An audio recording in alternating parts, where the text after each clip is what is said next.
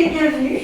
Mon nom est Dominique Binet, je suis directrice de l'Estrie, je suis doyenne du pôle facultaire Lettres et Langues également, qui est doyenne d'un pôle facultaire de l'université dans laquelle s'inscrit cette magnifique école qui est l'Estrie. Et je suis aujourd'hui avec une de nos étudiantes, Mathilde, et je vous propose de décrypter pour vous un petit peu le programme, de voir un petit peu à quoi nous préparons à l'Estrie. Et le regard de Mathilde me sera très précieux, parce que les étudiants sont au fond à votre place déjà, et leur apport sera certainement complémentaire du mien. Est-ce que vous voudriez vous présenter, Mathilde? Alors, enchantée, c'est Mathilde, je suis en deuxième année et j'étudie l'anglais et l'italien. Voilà, deuxième italianiste de la journée. Parfait, donc vous ne serez pas trop décelés.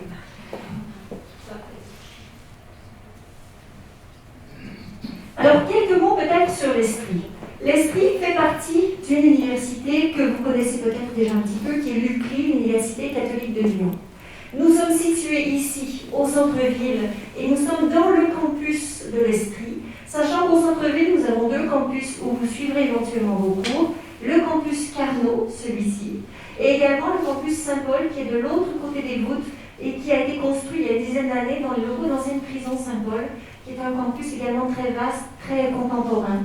L'essentiel de vos cours se déroulera in situ ici, mais vous pourriez éventuellement, rarement, mais sait-on jamais, avoir par exemple un examen à passer en fonction de la disponibilité des locaux dans l'autre campus. Le cas échéant, c'est à 8 minutes de marche, ça se fait très bien, il n'y a pas de bus à prendre, mais je dirais que le cœur de la vie se joue néanmoins ici.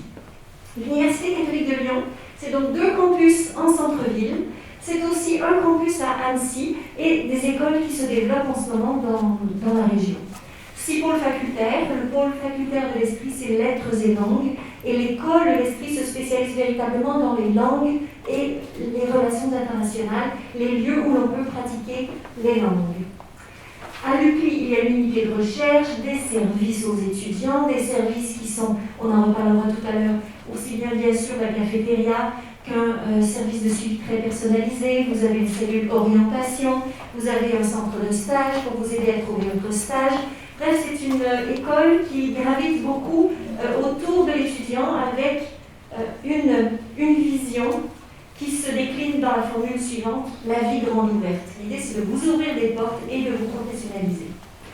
L'Estrie est une école qui comporte 364 étudiants, 3 formations, dont 2 en alternance au second cycle.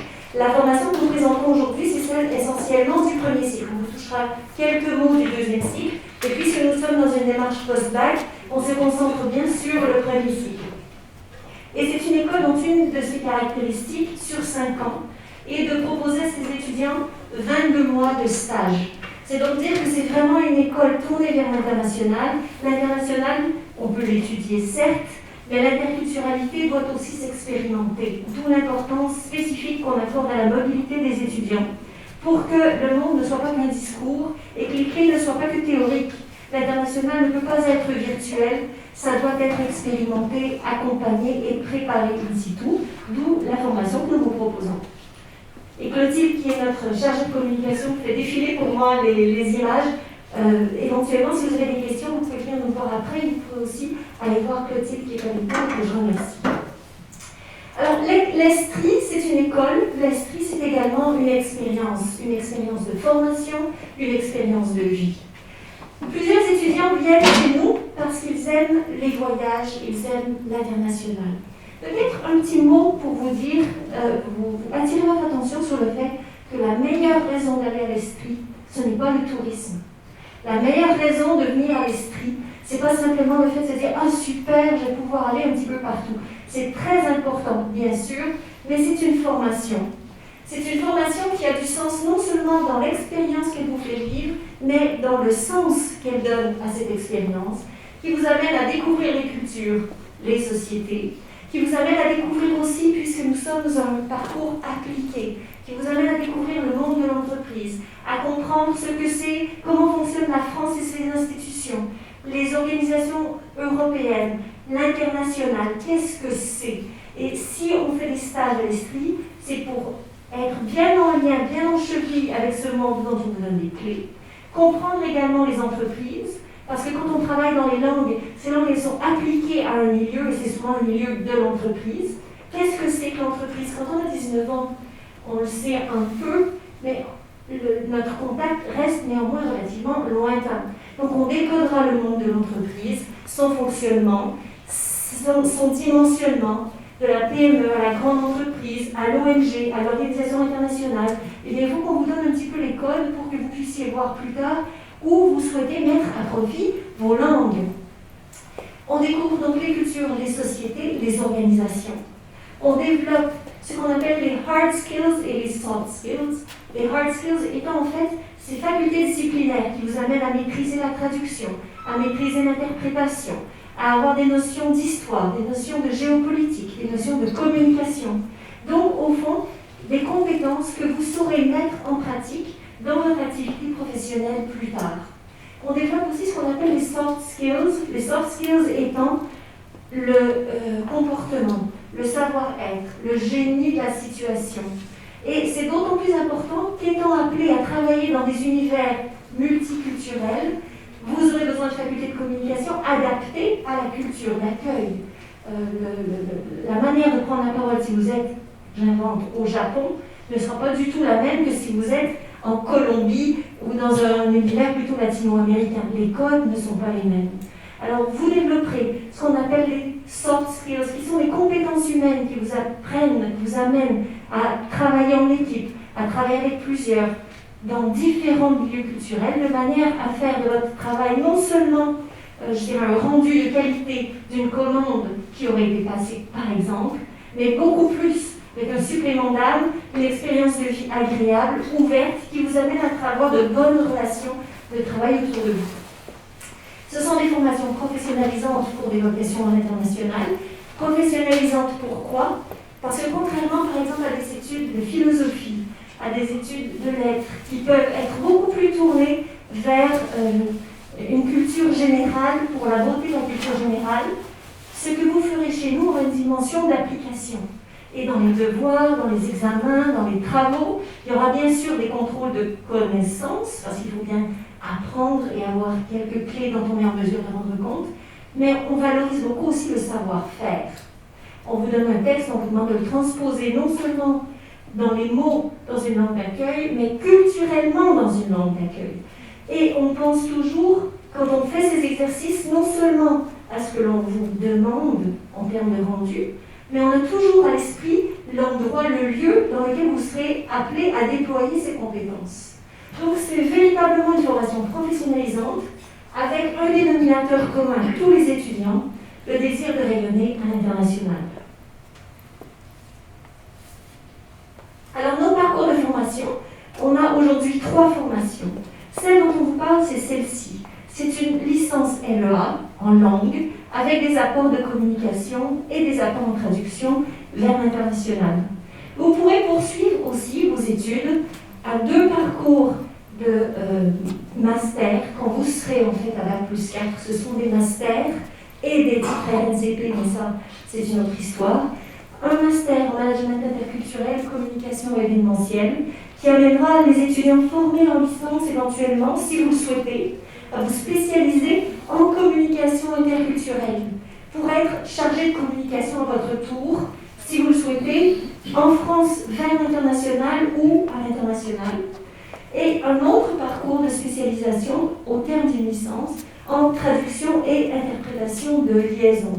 Sachant qu'au terme d'une licence à l'Estrie, vous aurez accès à une multitude d'autres masters possibles, notamment à Sciences Po, notamment ailleurs, dans la mesure où vous aurez bien sûr choisi une petite spécialisation en interne qui vous donne les prérequis pour suivre ces formations.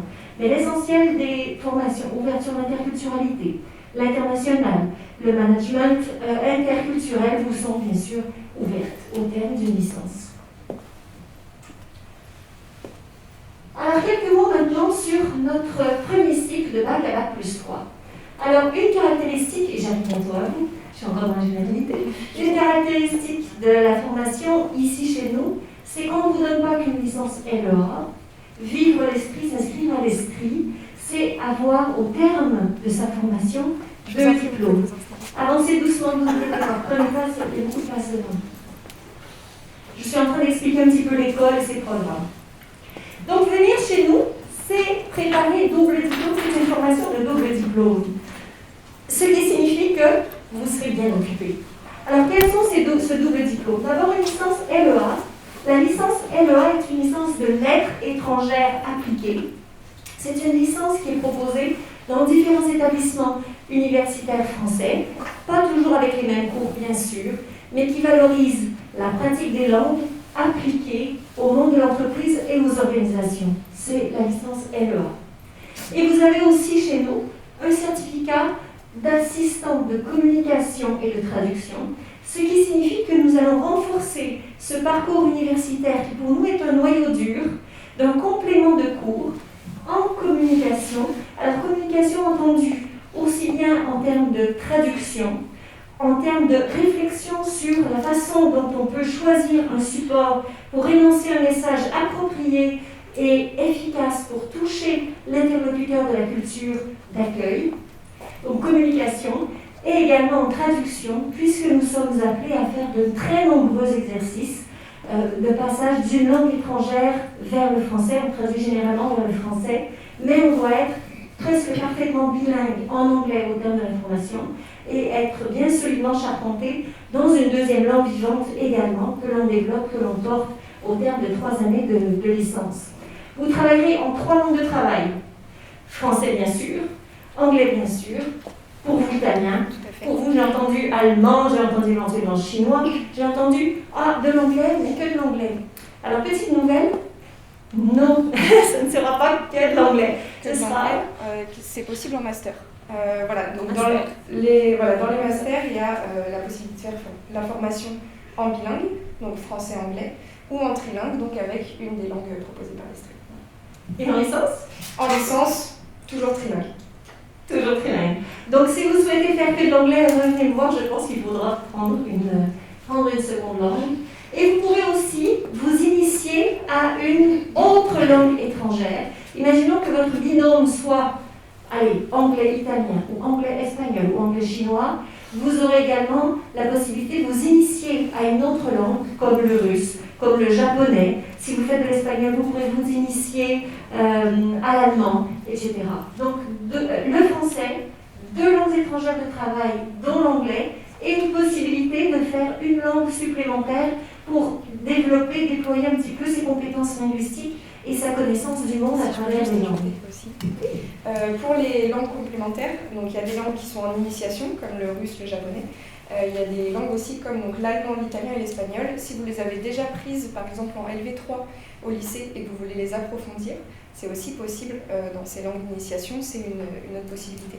Voilà, une petite précision. Vous avez raison, merci beaucoup.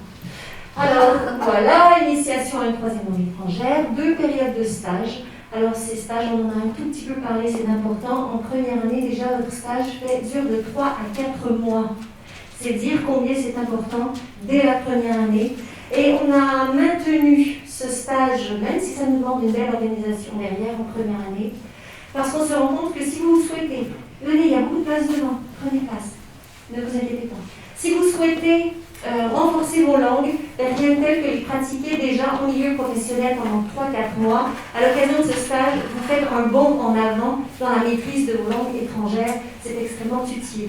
Vous avez également, bienvenue, une connaissance de l'entreprise qui se développe dans la mesure où ce stage, c'est un job. Vous allez travailler à l'international dès la première année.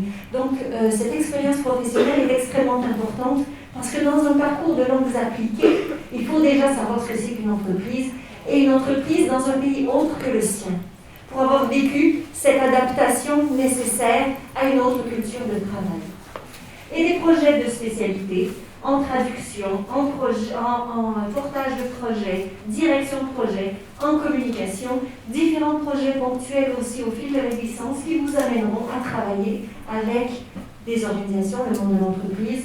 On a un beau projet, par exemple, avec le cirque, pas le cirque Pinder, mais le CIRC, qui est un centre de recherche sur le cancer, qui sollicite nos étudiants pour regarder leur support multilingue et éventuellement leur faire des propositions de développement et de positionnement en termes de communication à l'international.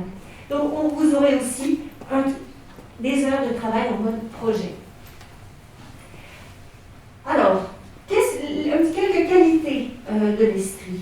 Alors, un suivi personnalisé et encadré, un accompagnement académique et professionnel, ce qui caractérise l'Estrie par rapport à d'autres universités beaucoup plus vastes, c'est qu'on travaille en petits groupes et que ce soit dans la préparation des stages ou à l'occasion des cours, vous avez un suivi d'école. Peut-être que je vous laisse Mathilde en parler un petit peu. Oui, tout à fait. Donc, comme disait Madame Vinet, on travaille en tout petits effectifs. Les promotions souvent font une centaine de personnes et on est subdivisé par langue, sachant que l'espagnol est le plus gros groupe, mais est aussi divisé en groupes. Donc, petite classe et un suivi personnalisé, que ce soit en cours par les professeurs qui connaissent tous leurs élèves par leur prénom.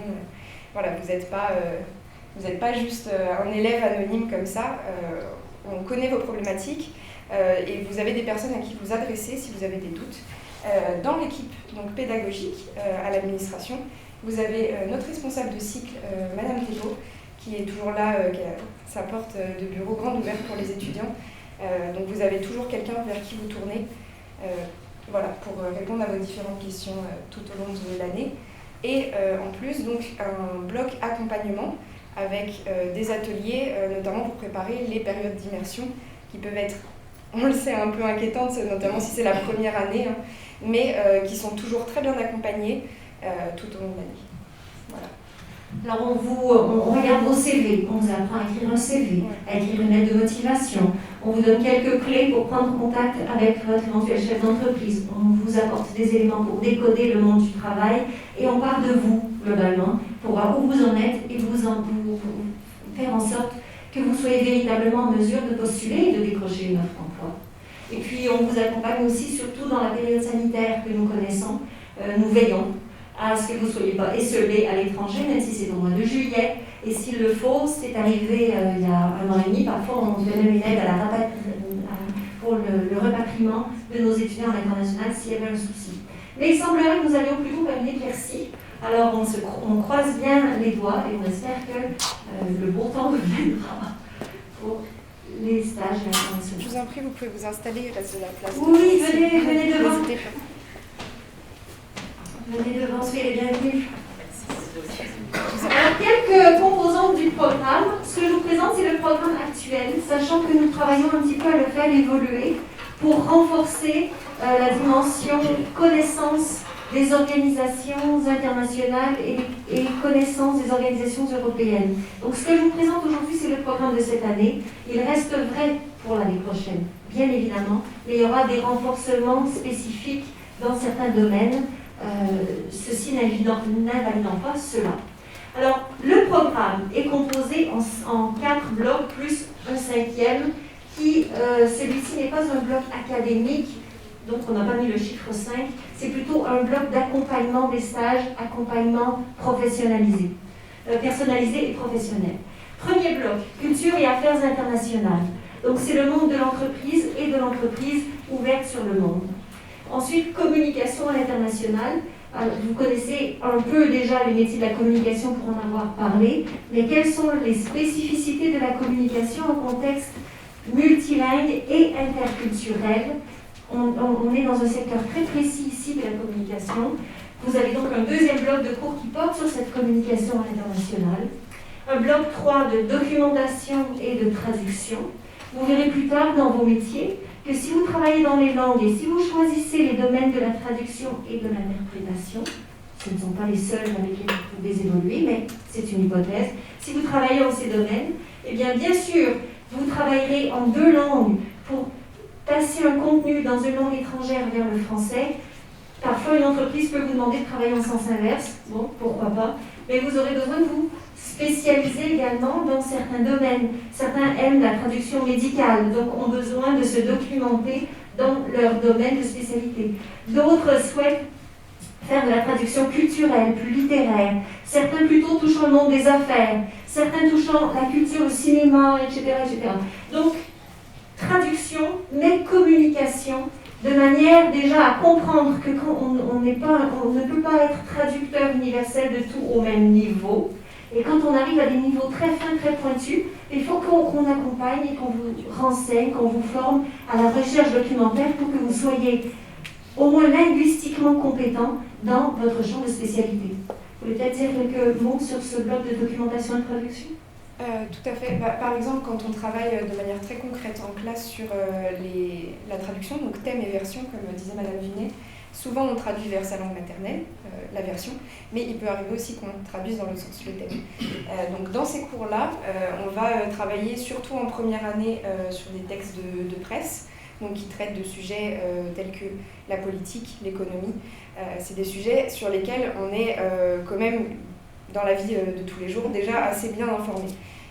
Mais donc voilà, il faut quand même lire un petit peu la presse, se tenir au courant de l'actualité. Voilà. Ensuite, quand on va dans des sujets plus poussés, tels que, comme vous le disiez, traduction ou interprétation dans des domaines médicaux, judiciaires, dans la culture. Tout à fait, il y a beaucoup de domaines dans lesquels la traduction et l'interprétation peuvent agir. Voilà.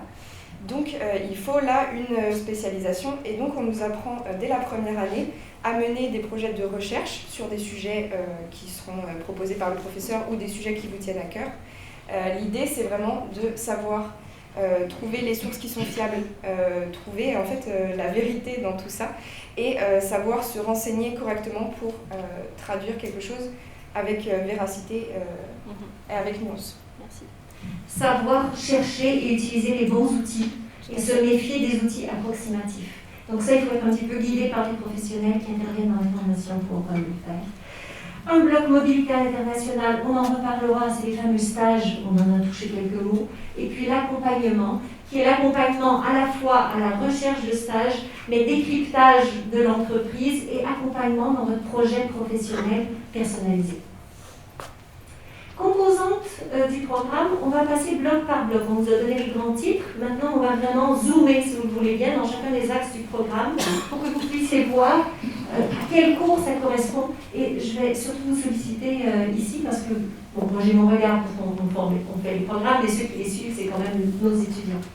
Donc, en première année, dans le bloc Culture et Affaires internationales, vous aurez bien sûr des cours de RI, de Relations internationales, de civilisation, d'histoire. Parce que se mettre en relation avec une personne, ce n'est pas se mettre en relation avec une page blanche. Chacun a une histoire personnelle, mais on a aussi une histoire nationale.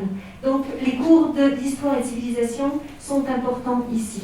Donc vous voyez que les langues de cours sont anglais, parce que vous ferez de l'histoire et de la civilisation du monde anglo-saxon, mais vous aurez aussi ce cours donné en allemand, déjà en langue allemande, si vous avez choisi l'allemand, en chinois, en espagnol ou en italien. C'est donc dire que quand on fait des classes souvent par langue, et que venir à l'esprit, quand vous êtes dans un parcours, ce qui est le cas, au moins bilingue, eh bien, ça vous demande de maîtriser suffisamment les langues au départ, même si vous n'êtes pas au niveau avancé, si vous êtes en petit intermédiaire, c'est quand même possible, mais préparez-vous dès la première année à avoir des cours en espagnol, en italien, en chinois éventuellement. Bon, adapté bien sûr au niveau de langue, on sait que le chinois, on n'arrive pas généralement en première année de licence avec 10 ans de chinois derrière soi, sauf exception, mais préparez-vous néanmoins à avoir des cours dans la langue maternelle, espagnol et italien.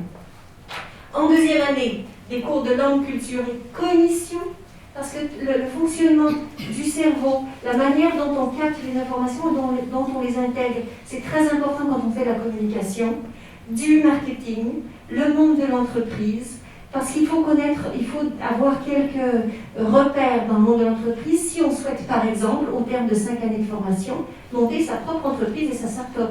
Donc on vous donne déjà des clés pour être en mesure soit de rallier des entreprises existantes, soit des clés pour créer éventuellement votre propre entreprise si c'est ce que vous souhaitez, avec des notions de marketing liées à la communication et le monde de l'entreprise dans sa plus grande diversité. Exemple de cours de 3e année, environnement juridique et commercial. Alors les clés du monde juridique sont importantes aujourd'hui. Quand on travaille dans le monde de l'international, on a absolument besoin de repères à ce niveau. Nous ne sommes pas une école de droit, bien sûr, et vous pourriez soit éventuellement traduire des documents juridiques, c'est important, ou alors vous voir dans un contexte international avec des législations qui ne sont pas les mêmes. Donc on vous forme en 3e année à cette diversité, interculturalité et analyse de la vie d'une entreprise à l'international. Sur ce bloc, quel est le cours pour vous le plus utile? Parlez-nous d'un cours en particulier qui vous a marqué. Alors, donc moi, ce qui m'a tout de suite plu dans cette formation, c'est les cours de traduction, globalement, qui sont dispensés à chaque fois par des professeurs dont c'est la langue native, donc ils savent de quoi ils parlent, et surtout dont c'est le métier. Donc en fait, ils vont nous former à des cas particuliers auxquels on n'aurait pas forcément pensé, des problèmes de lexique, de grammaire, de syntaxe très précis. Et ensuite, un des cours qui m'a beaucoup plu en première année, c'était la lecture interculturelle, qui est aussi très intéressante. Donc c'est une étude véritablement de texte, donc pour aborder des questions d'interculturalité. Notamment en première année, on étudie Shakespeare, qui nous parle de la culture au Royaume-Uni. C'est très important de comprendre que le Royaume-Uni s'est formé, c'est une île. Donc quel est son rapport au continent? Voilà, donc c'est des cas très particuliers qui sont importants de comprendre pour ensuite les mettre en application dans la traduction. Merci. Dans le bloc communication internationale. Alors en première année, vous faites des technologies de l'information et de la communication. Vous avez déjà commencé à suivre des cours, je crois, même au collège, au lycée, voire même au primaire. On poursuit, mais toujours à un niveau plus perfectionné quand vous arrivez à l'université. On améliore ces techniques rédactionnelles, évidemment. Parce que, rédactionnelles, pourquoi? Parce que notre parcours plurilingue vous amène à pratiquer la traduction, l'interprétation. Encore faut-il être en mesure d'écrire, écrire en français. On peut se faire aider par des outils aujourd'hui, parce qu'on voit bien que l'informatique a complètement modifié notre maîtrise, même de notre langue maternelle. Donc on vous donnera des clés et des outils pour être rapidement en mesure d'écrire en français avec une syntaxe irréprochable. Donc c'est pas encore mis en place cette année, c'est une nouveauté pour eux, mais on le développera très fort. Je vous donne tout de suite le micro après pour avancer un peu rapidement. Langue et culture, donc des introductions à la culture par exemple arabe, chinoise, allemande, espagnole, italienne. Vous savez qu'il y a de plus en plus de masters qui vous seront accessibles et qui fonctionnent par zone géographique. Vous avez par exemple un master qui pourrait être spécialisé dans, j'invente, le Moyen-Orient, les enjeux au Moyen-Orient. On a besoin de personnes habiles pour parler et évoluer en plusieurs langues, mais qui ont cette connaissance des univers de civilisation, de culture et des enjeux du territoire. Donc en langue et culture, vous pratiquerez les langues, mais on vous donnera aussi quelques éléments de culture pour que vous puissiez vous perfectionner dans la connaissance de ces zones géographiques. Oui, je voulais juste ajouter donc, sur le français. Donc, en première année, on commence tout de suite avec du renforcement du français, très important pour la traduction parce que, comme on disait, on traduit vers sa langue maternelle. Voilà, petite précision. Merci Mathilde. En deuxième année, les réseaux, le community management, vous connaissez bien. On aborde la communication professionnelle et la communication spécialisée. Alors, la communication professionnelle, c'est la communication en entreprise. Et spécialisé, c'est spécialisé dans différents domaines, vers le monde par exemple de la technique, le monde de l'ingénieur, le monde juridique, le monde musical ou médical, etc., etc. Et en troisième année, toujours la communication interculturelle, on avance en 3 ans, on ne fait pas que changer de sujet d'une année à l'autre. Il faut aussi être en mesure d'approfondir les aspects qu'on vous a présentés en première année. Donc on va toujours vers un approfondissement pour monter en grade et monter en compétences. Création visuelle et montage vidéo, communication d'entreprise qui continue les bases que vous aurez acquises, notamment en deuxième année. Le bloc documentation et traduction. Et vous aimez la traduction, donc c'est peut-être votre bloc préféré, vous en direz 2 mots. En première année, tout de suite, on vous forme à la recherche en ligne, recherche documentaire, on en a parlé un petit peu, à la méthode de la traduction. Traduire, c'est beaucoup plus que faire du Google Trad qui vous met des erreurs partout. Il faut aujourd'hui non seulement être en mesure de faire la traduction, mais faire de la post-traduction. C'est-à-dire qu'à partir du moment où vous avez bien utilisé vos petits logiciels et vous avez une proposition qui vous est faite, vous devez être en mesure de traduire, d'évaluer cette proposition de traduction, de la corriger, de savoir dans quel sens vous la corrigez et pourquoi, et comprendre aussi la notion de style, de cible de communication, en vue de quoi allez-vous traduire et valider ce contenu. Et en fonction du support choisi, vous n'opterez peut-être pas pour les mêmes mots. Donc, ces recherches en ligne et documentaires appliquées notamment à la traduction seront des cours pour vous progressivement importants. Méthodologie de la traduction, grammaire, thème, version. Je vous laisse les découvrir au tableau. Donc il y a beaucoup de thèmes, de versions, donc passage d'une langue à l'autre, dans un sens, mais peut-être aussi dans l'autre. langue appliquée et traduction, et initiation à l'interprétation. Je vous laisse parler de ce bloc que vous aimez par-dessus tout. Tout à fait, moi c'est mon bloc préféré, j'ai fait la formation pour ça et j'ai pas été déçue parce que comme je vous le disais, les cours sont dispensés par des professionnels véritablement. Et donc on a tout ce bloc de recherche en ligne et documentaire, donc vous nous en touchiez 2 mots. Ce qui est important, c'est qu'aujourd'hui on a des outils informatiques qui doivent supporter la traduction, mais pas la rendre erronée. Donc c'est important de savoir quels outils on peut utiliser, donc Google Traduction, c'est non. Il y a des très bons outils qui nous aident dans la traduction informatique, des dictionnaires en ligne, et souvent on utilise en cours directement les bons vieux dictionnaires en papier et des Becherel, des lexiques, voilà, qui nous permettent de supporter cette traduction. Donc les professeurs sont là pour nous guider à utiliser les bons outils. Vous serez notamment initié à 2 mondes, le monde d'avant et le monde d'après. Donc, très important de maîtriser les outils papier et progressivement très important aussi d'utiliser un logiciel comme Trados, de connaître le logiciel de pro. Mais il faut être à l'aise parce que vous pourriez voyager dans différents pays qui ne seront pas forcément équipés des outils de pointe. Donc, il faut être en mesure de se débrouiller quel que soit le monde socio-économique dans lequel vous vous trouvez. Donc, on vous rendra agile avec les outils d'avant qui sont très efficaces mais qui demandent une autre approche, une autre méthode, et les outils plus numériques qui vous amènent dans une toute autre ère de la traduction, mais vous devez aujourd'hui, parce que l'international vous intéresse, être à l'aise dans ces 2 mondes. Donc on vous formera à ces 2 réalités dans la méthode de travail. Le bloc maintenant consacré aux mobilités internationales, et là je pense que c'est souvent un des blocs préférés de nos étudiants. Mais attention, encore une fois, ce n'est pas du tourisme, c'est vraiment du travail appliqué. Alors, dans ce bloc, quel est l'objectif du stage de première année? Donc, je vous ai dit tout à l'heure que vous pourriez partir en première année pour 3 ou 4 mois. Eh bien, les objectifs sont assez simples, dans la mesure où le premier objectif, c'est d'avoir sa première, pour la plupart, expérience de travail à l'étranger. Ce n'est pas un travail en France. Vous avez peut-être déjà tous eu ou aurez bientôt tous un petit job, peut-être le premier. Et ça, c'est précieux et c'est très bien, ça se met sur le CV.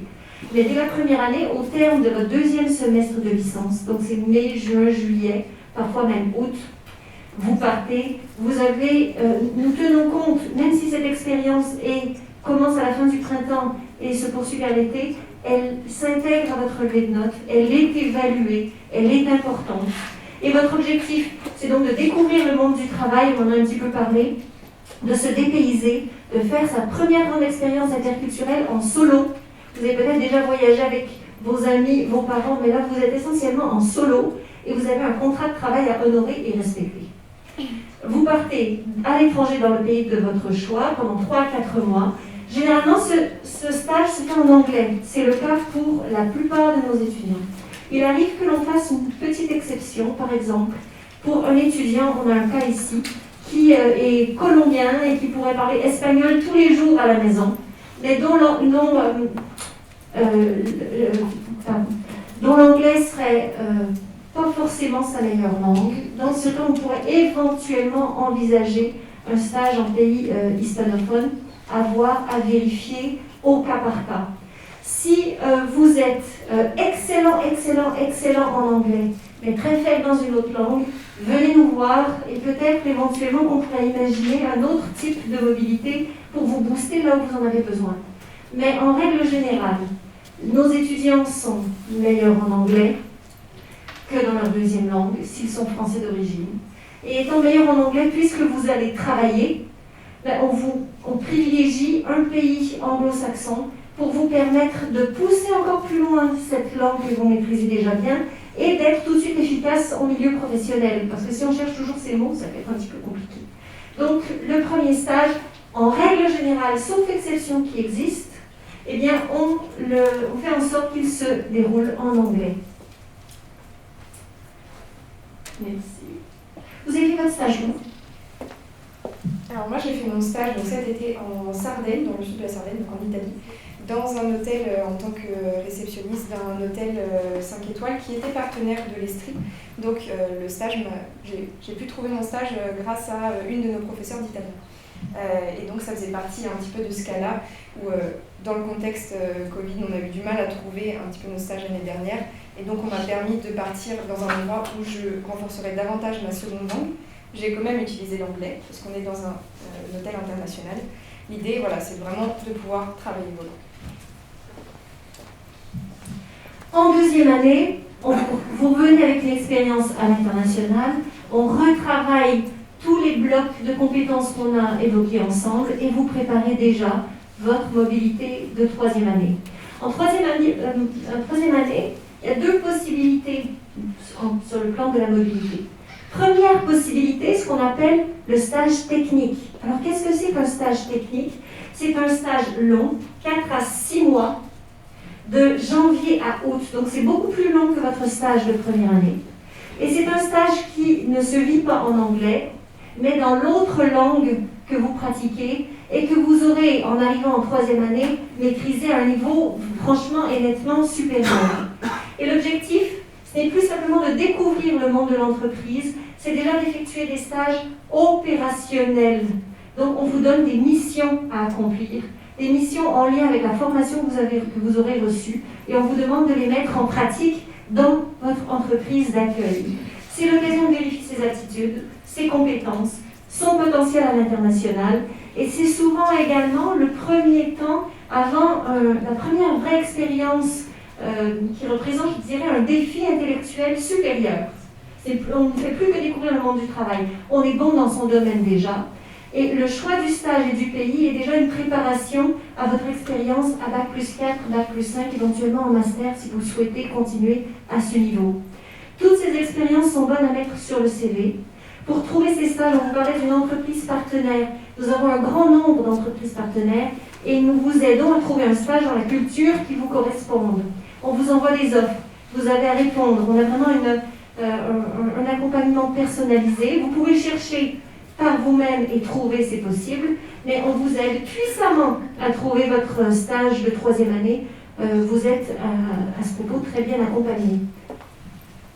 Oui, donc l'immersion en troisième année qui peut être donc soit un stage en entreprise, soit un échange universitaire. Et là encore une fois, on a beaucoup de partenaires d'universités tout à travers le monde, que ce soit l'Estrie ou l'UCLI, l'université en général, pour vous aider à trouver cette immersion-là.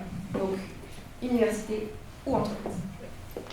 Si vous souhaitez poursuivre en master, oui, peut-être une question. Est-ce que vous pourriez donner quelques exemples d'entreprises ou de stages, de type de stage? Pour la troisième année ou pour la première année?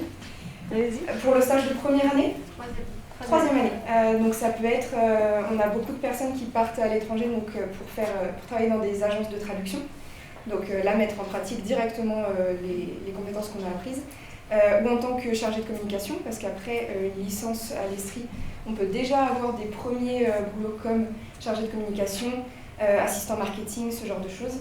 Ou autrement, pour ce qui est de l'échange universitaire, et ben là, vous regardez dans la liste sur le site de l'UCLI, vous avez toute la liste des universités partenaires. Et donc ensuite, on en discute avec l'équipe pédagogique, savoir où est le meilleur endroit pour partir pour un semestre dans une autre université à l'étranger. Ça répond à votre question? On profite aussi parfois d'événements internationaux qui peuvent avoir lieu de manière ponctuelle. Donc par exemple, on reçoit bientôt les Jeux Olympiques d'hiver. D'accord? Si on nous proposait des stages pour travailler en multilingue dans un projet spécifique, ben, on pourrait rallier ce projet. Certains étudiants vont travailler, vous en avez peut-être déjà entendu parler, sur World Skills. Vous avez entendu peut-être dans les infos, non? Il y a une sorte de compétition internationale qui rassemble des spécialistes de différents domaines qui peuvent aller par exemple de la boulangerie à la joaillerie, à que sais-je, voilà, la pâtisserie, la coiffure, mais ça peut aller aussi, ça peut toucher aussi quelques domaines spécialisés comme la taille de pierre. Et il existe des sortes de compétitions internationales de tous les tailleurs de pierre du monde, de tous les boulangers du monde. Et c'est un panel international qui rassemble ces candidats qui sont au fond peut-être meilleurs ouvriers de France ou en passe de le devenir. Et puis ils se rencontreront. je crois que c'est à Tokyo dans un an, pour que les finalistes, je dirais, puissent présenter leur travail devant un panel international. Eh bien, il faut bien traduire ce que disent les finalistes devant le panel du jury. Quand ils présentent leur propre travail, ils le présentent dans leur langue maternelle. Qui est là pour intervenir en français et faire de l'interprétation et de la traduction? Donc, dans ces stages que l'on fait, il y a à la fois des entreprises in situ bien installées, mais il peut y avoir aussi des événements qui ont une durée de temps limitée, qui se déploient à l'international et qui embauchent de jeunes étudiants, stagiaires, pour les aider à préparer cet événement, voire même à être présents sur site pour pouvoir effectuer un travail de traduction.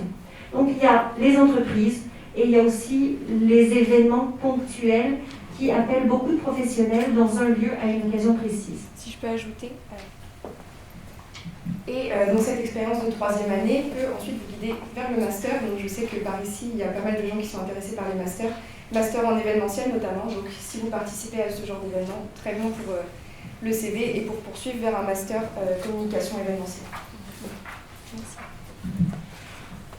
Outre l'expérience en entreprise, l'expérience académique. Parce que certains de nos étudiants se disent, en fait, moi j'aime beaucoup les langues, mais je veux continuer, non pas en déployant mes compétences dans un milieu de travail spécifique, j'ai absolument envie d'aller suivre une formation à Buenos Aires, dans l'université de Buenos Aires. Pourquoi pas? Alors c'est possible à travers un échange dit Erasmus. Donc Erasmus concerne essentiellement l'Europe, et vous avez aussi une autre bourse, la bourse BRMI, une bourse de la région, qui vous apporte un financement pour une expérience académique à l'international. Et les étudiants qui ne souhaitent pas partir en entreprise parce que leur projet change et parce qu'ils veulent rallier une formation qui demande certaines connaissances qu'ils auront de manière privilégiée. Par exemple, on veut se spécialiser dans un master de Sciences Po consacré à l'Amérique latine, par exemple, et vous pouvez partir en échange en Amérique latine. Donc, ou à l'étranger dans une université partenaire. Les universités partenaires sont sur 5 continents. Le choix est vraiment vaste. Il y a, je dirais à peu près de mémoire, à peu près 80 universités partenaires. C'est très... vous avez le choix. Pour un semestre, si vous êtes dans une mobilité académique, vous partez en Europe ou dans le monde, donc Chine, Liban, Mexique, Taïwan. Bien sûr, vous êtes accompagné par une personne dont le travail est de vous aider à choisir votre université et de simplifier pour vous les démarches administratives. Je fais une petite pause pour laisser aux personnes derrière la chose de venir s'asseoir si vous le souhaitez. Il y a beaucoup de place devant ici et au milieu. N'hésitez pas à prendre place. Veuillez venir.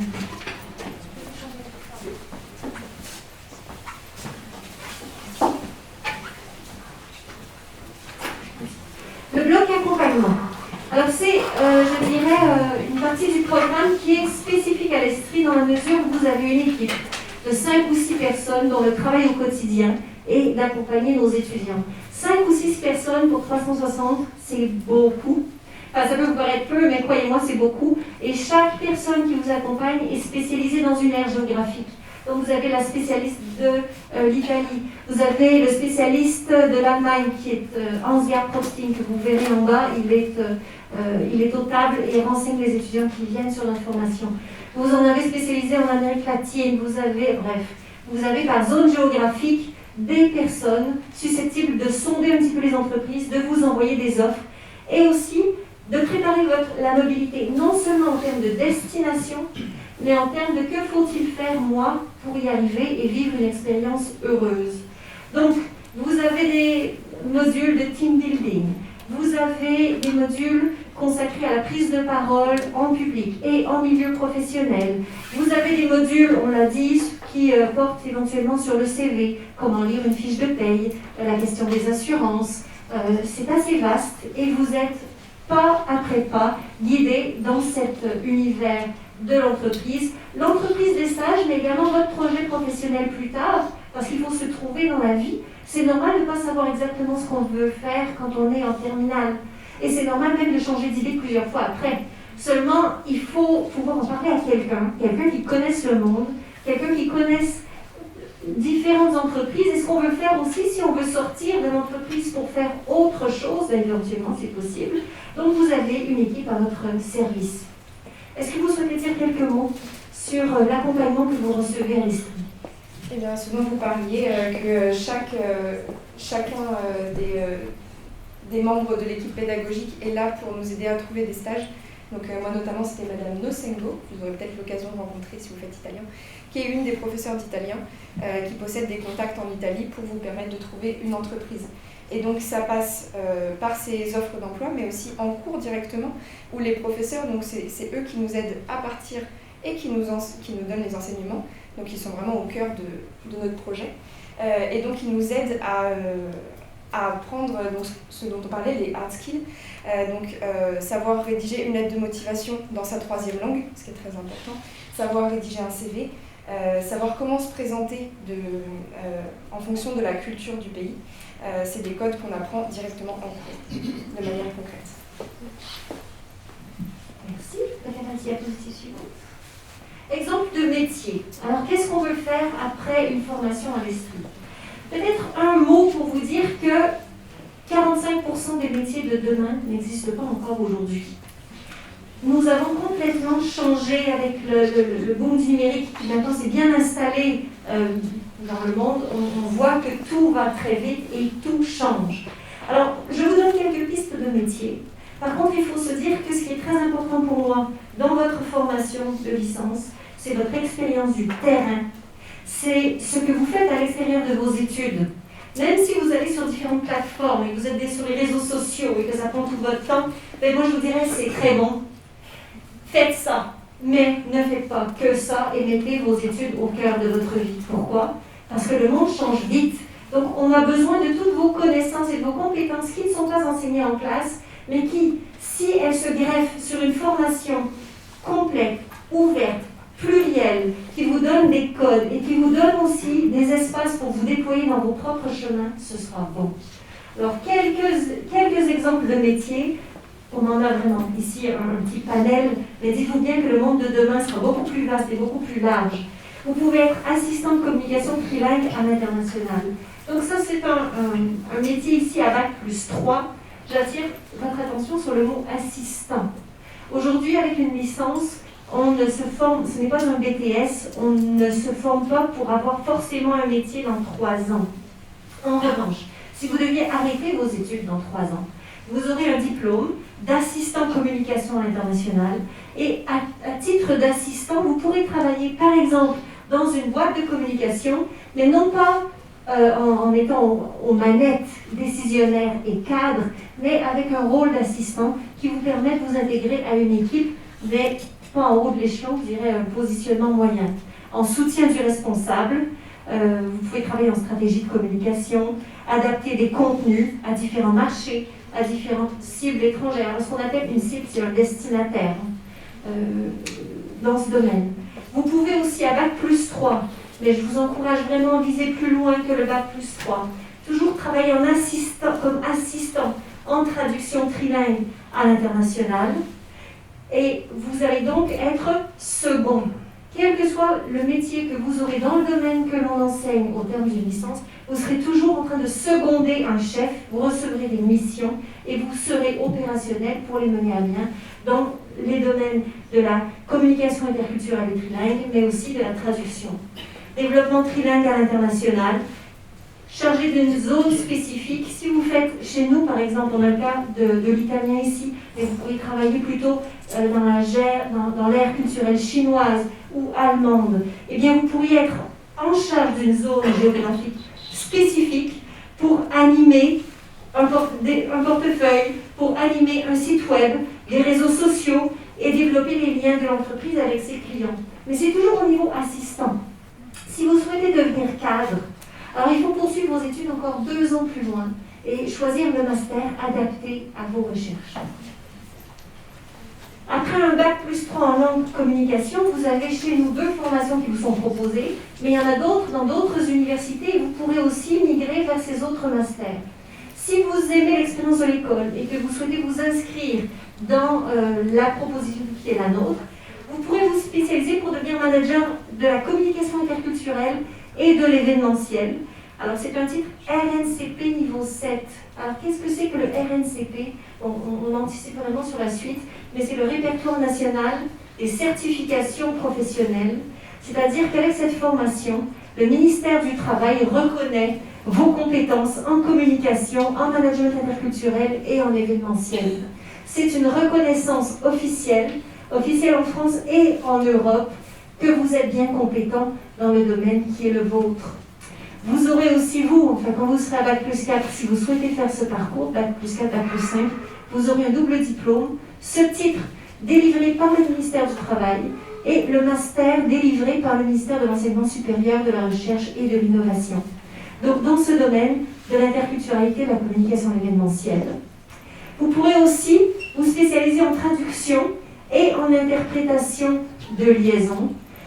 Quand vous serez éventuellement au niveau master, donc dans 3 ans, vous aurez pareil un titre RNCP, qui est un titre qui valide vos compétences professionnelles dans le répertoire national de compétences. Et vous aurez aussi un master. Dans 3-4 ans, ce master aura vraiment une dimension qui mettra en valeur la dimension interprétation, parce que c'est vrai que c'est assez fabuleux d'être dans une grande rencontre internationale et de pouvoir traduire en live et éventuellement à l'oral ce qui se dit dans une conférence internationale. Si vous n'êtes pas, je dirais, à l'oral entendu, vous pouvez faire de l'interprétation pour une personne participant à une convention internationale. Et là, par micro, vous êtes dans une petite cabine d'interprétation et vous traduisez en temps réel vers un participant qui vous écoute, mais votre voix n'est entendue, n'est audible que par lui seul. Donc ce deuxième parcours de traduction qui répond à des besoins d'aujourd'hui, c'est la traduction qui sera liée à ce titre de RNCP et également un master en interprétation. Il y en a très peu, il y en a un à Paris, il y en a un à Genève, et dans notre région sud-est, il n'y en a pas. Enfin, il y a chez nous, en titre de formation, mais au niveau master, il n'y en a pas d'autres. Donc, si vraiment ça vous intéresse, cette formation sera appropriée. La vie étudiante. Ah ben là, ça c'est vous qui en parlez, parce que je serais vraiment pas à ma place à prendre la parole sur la vie étudiante. Salle de classe, amphithéâtre, vous avez peut-être un mot à nous dire sur les locaux et la... Tout à fait. Donc déjà, si on parle du campus, donc on sera ici pour les cours sur le campus Carnot parce que c'est là qu'on a les labs blancs. Et donc c'est un campus qui est plus petit que Saint-Paul et qui s'adapte bien donc aux classes, aux promotions en petits effectifs dont on vous parlait, dans lesquelles il y a quand même une très bonne ambiance de promotion, voilà, dans un esprit de bienveillance. Sinon, en ce qui concerne, on a aussi toute la vie associative. Le BDE que vous pouvez rencontrer en bas, voilà, dans le hall ils sont présents et c'est eux qui vous animeront les visites guidées.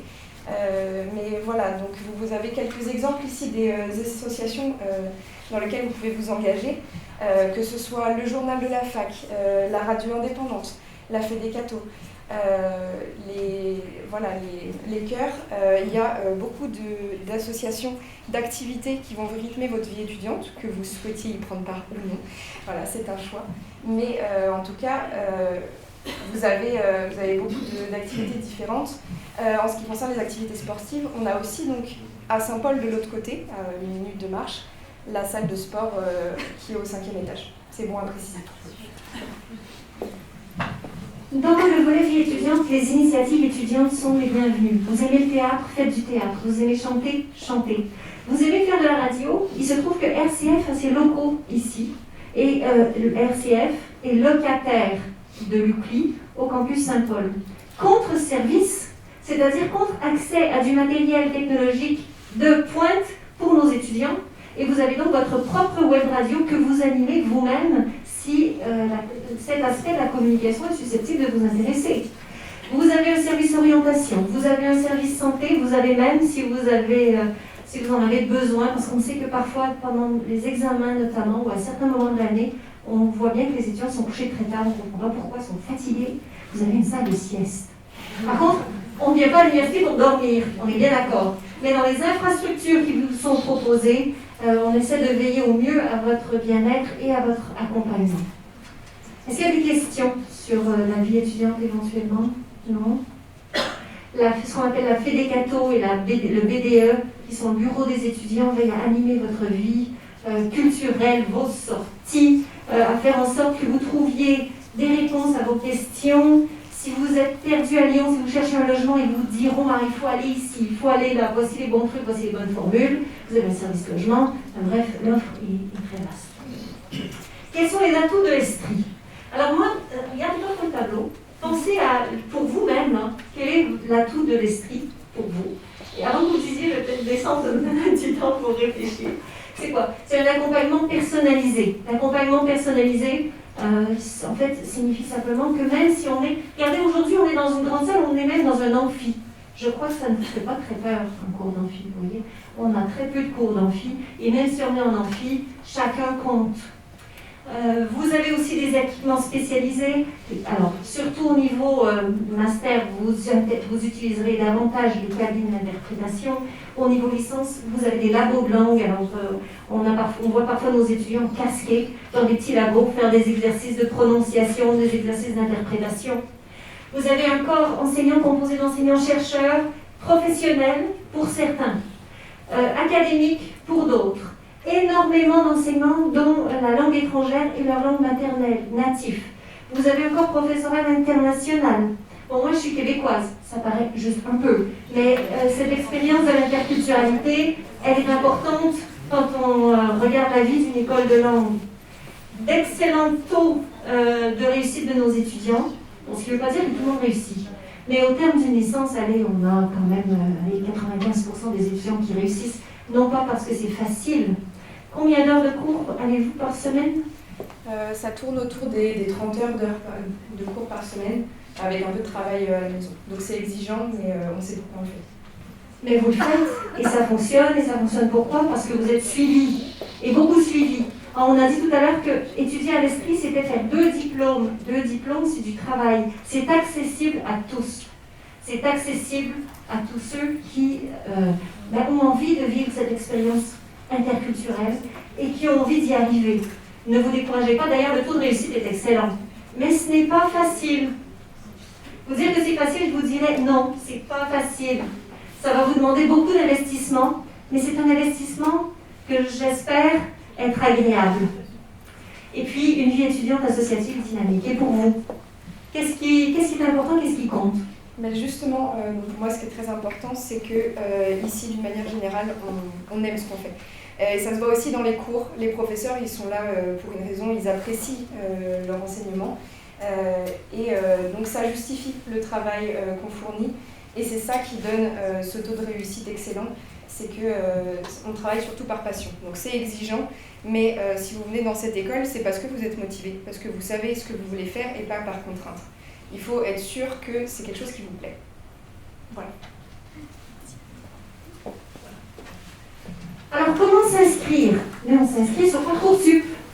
Ça, vous connaîtrez très vite Parcoursup si vous n'avez pas commencé à pianoter. Bon, je dirais 70% des étudiants n'ont pas encore commencé à pianoter sur Parcoursup. Je vous ai jamais dit ça. Mais si vous n'avez pas commencé à pianoter sur Parcoursup, c'est aujourd'hui qu'on le fait. Voilà. Donc, n'hésitez pas à aller sur Parcoursup. La formation est présentée par binôme de langue. C'est-à-dire qu'il y a formation à l'Estrie. Vous choisissez votre parcours, soit anglais-espagnol, anglais-chinois, anglais-italien, etc. Regardez le parcours de langue, sélectionnez celui qui vous convient. Et sur Parcoursup, on verse toutes les pièces administratives, c'est-à-dire qu'on vous demandera de verser votre projet de formation. Les appréciations de vos professeurs et vos bulletins seront versés sur cette plateforme et ces informations migrent vers nous et à partir de Parcoursup, eh bien, on est en lien. Nouveauté cette année, alors vers la fin du mois de janvier, ça apparaîtra sur la plateforme, on vous demandera de venir ici pour faire un test d'anglais. Alors je sais qu'en général tout le monde prend peur quand on dit « Ouh là là, examen de sélection ». Alors ça, sur Parcoursup, ça s'appelle épreuve de sélection. Nous n'avons pas la main sur ce mot, c'est le formulaire qui l'appelle ainsi. D'accord ? Ce que l'on souhaite faire en vous invitant à venir chez nous, c'est à passer au moins, je dirais, la rencontre dure 2 heures, 1 heure d'information et de réponse à des questions spécifiques qui ne manquent pas de venir après une réunion comme aujourd'hui. Et puis une autre heure dans laquelle on vous propose un vaste QCM d'anglais.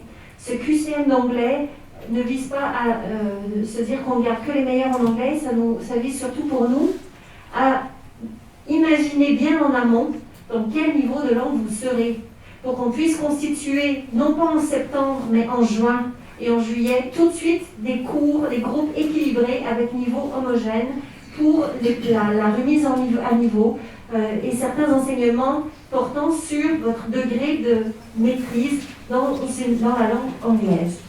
Donc c'est un test qui se fera ici. En cas de problème, vous êtes Covid, vous êtes en Argentine, puisqu'on parlait d'Argentine tout à l'heure, il y aura une version en ligne, mais on vous encourage néanmoins à venir ici parce que c'est l'occasion de rencontrer tous les enseignants et pas que moi, de regarder qui est dans la salle avec vous, quel est le profil des étudiants. C'est important de se sentir bien dans sa formation. Est-ce que vous vous sentez bien? Choisir un programme de formation, ce n'est pas choisir toute sa vie, ça c'est pas vrai. Par contre, c'est choisir le chapitre qui vous mènera au second chapitre, qui vous mènera au troisième chapitre, que vous écrirez tout au long de votre vie. Mais on souhaite que ce premier chapitre soit bon et sain. Donc si vous pouviez venir pour rencontrer les équipes pédagogiques, poser vos questions, voir si ce parcours vous correspond, c'est top.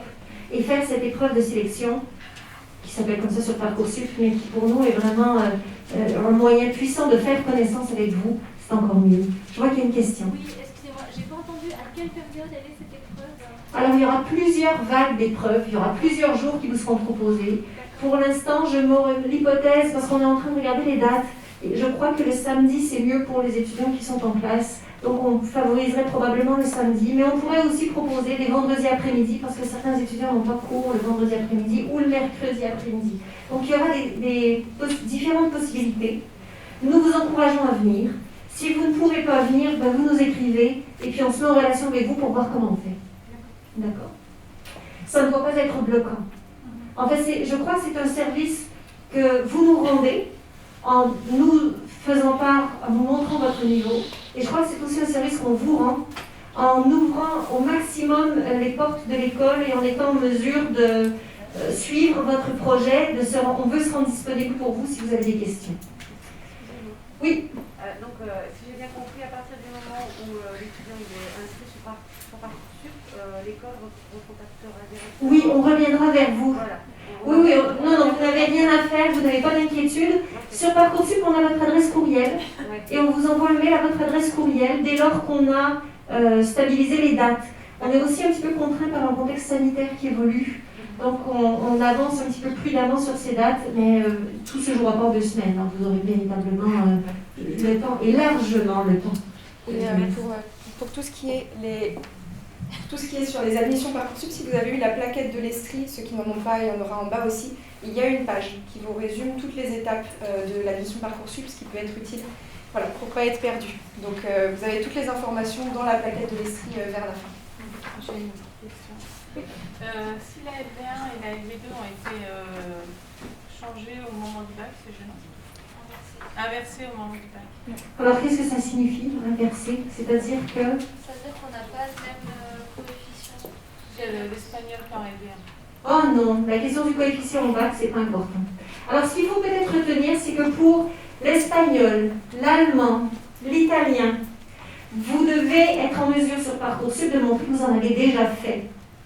Pour le chinois cette année, nouveauté, il y a 2 cas de figure qui seront étudiés. Premier cas de figure, j'ai déjà fait du chinois. Donc là, je dirais, c'est facile, c'est rapide, vous venez. Cette année, on ouvre aussi exceptionnellement le chinois, c'est la seule langue concernée, à des étudiants qui n'en ont jamais fait de leur vie. Pourquoi? Eh bien parce qu'on s'est rendu compte que ces dernières années, vos enseignants étaient masqués et que certains enseignants ont fait cours de chinois au lycée, mais derrière un masque. Alors imaginez la difficulté pour les étudiants de parler chinois. C'est pas de l'espagnol, hein, c'est très compliqué. Et nous attendons à avoir des étudiants avec un niveau particulièrement bas en chinois, si le chinois n'est pas une langue maternelle ou si le chinois n'a pas été pratiqué à l'occasion de quelques années passées en Chine, par exemple. Donc nous ouvrirons cette formation à tous, mais si vous vous orientez vers le chinois, attendez-vous à avoir 6 heures de chinois par semaine de plus que le nombre d'heures de pratique qu'auront les autres étudiants dans des langues plus européennes. Parce qu'en fait, le but, c'est de vous rendre véritablement compétents, et de ne pas faire comme si on n'était pas au courant que le chinois s'est appris derrière les masques. Et si vous regardez aussi l'écriture chinoise, ben, c'est pas de l'espagnol. Hein. Et il faut être en mesure de maîtriser environ 2000 signes au terme des 3 années. Donc si vous choisissez le chinois sur Parcoursup, vous verrez que le chinois est ouvert aux néophytes, aux débutants. Mais attention, c'est une formation qui vous demandera, que nous enrichirons fortement pour que vous soyez en mesure d'être bon en chinois. Je ne dis pas bilingue, mais à l'aise en communication en chinois, qui iront au niveau grand intermédiaire au terme de 3 années de licence. Vous aurez beaucoup de renforcement. Procédure pour candidater, si vous souhaitez joindre un parcours de deuxième cycle. Est-ce qu'on a ici des candidats au master éventuellement ici? Quelques-uns. Alors si vous êtes intéressé par le second cycle, vous serez, si vous êtes dans le parcours dit MIS, de management interculturel, communication événementielle, eh bien, vous procédez comme ceci. Vous allez sur notre site web pour vous inscrire. Vous suivez la démarche, c'est aussi dans notre plaquette. Pour information, l'année prochaine, vous aurez à la fois le titre RNCP pour ce parcours, mais vous aurez également un master puisque ce programme intéresse nos collègues de Lyon 2 au plus haut point. Ils nous ont proposé de masteriser ce parcours. Donc éventuellement, si ce parcours vous intéresse, sachez que vous aurez aussi un double diplôme qui sera le titre RNCP et le titre master, le grade master, le vrai master pour ce programme. Si vous êtes en traduction, interprétation, liaison, le parcours vous est ouvert aussi.